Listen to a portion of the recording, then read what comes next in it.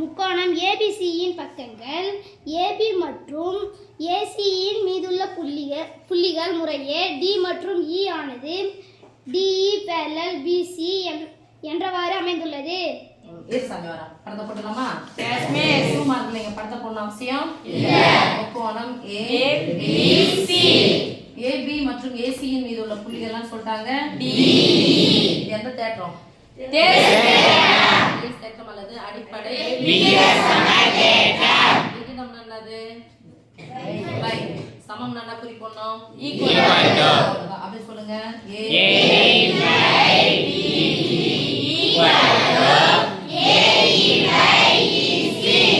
சொன்ன உடனே நம்ம போட்டாச்சு. இது எழுதிட்டீங்கன்னா ஒரு மார்க் கிடைச்சிடும். சரியா? படத்தை போட வேண்டிய அவசியம் இல்ல. ஆனா படத்தை நீங்க போட்டீங்கன்னா டைம் வேஸ்ட் ஆகும்னா காத்துலயே படம் வரைஞ்சு போடணும். சரியா? படிசாமி. First one, AD by DB equal to 3/4 மற்றும் AC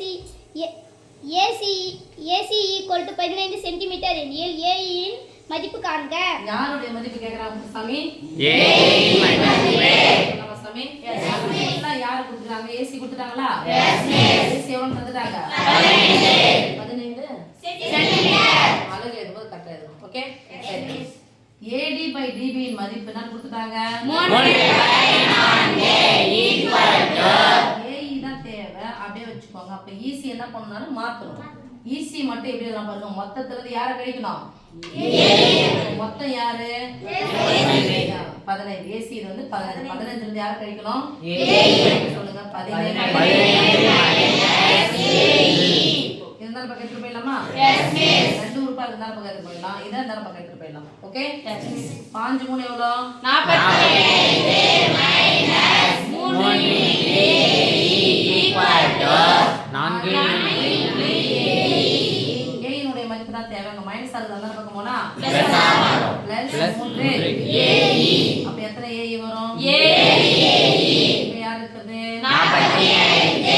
AE மட்டும் தான தேவை. Yes miss. இருந்தாலும் பக்கம் வந்துனா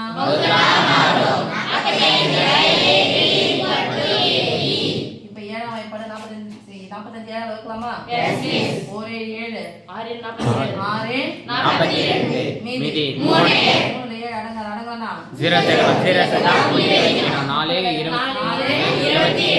மீதி 2 மீதி போயினா 2 14 எக்ஸ்ட்ரா போவோம். 6.4 321 கணக்கு கொடுக்கலாம். 6.4 தோராயமாக 6.4 அலகுல எதுன்னு சாமி?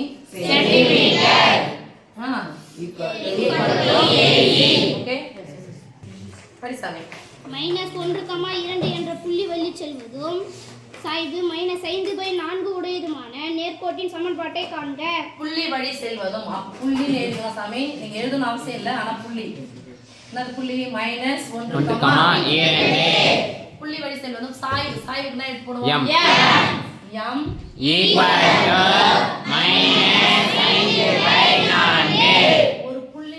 ஒரு புள்ளின்னு சொன்னா அதனால எடுத்துக்க போறோம்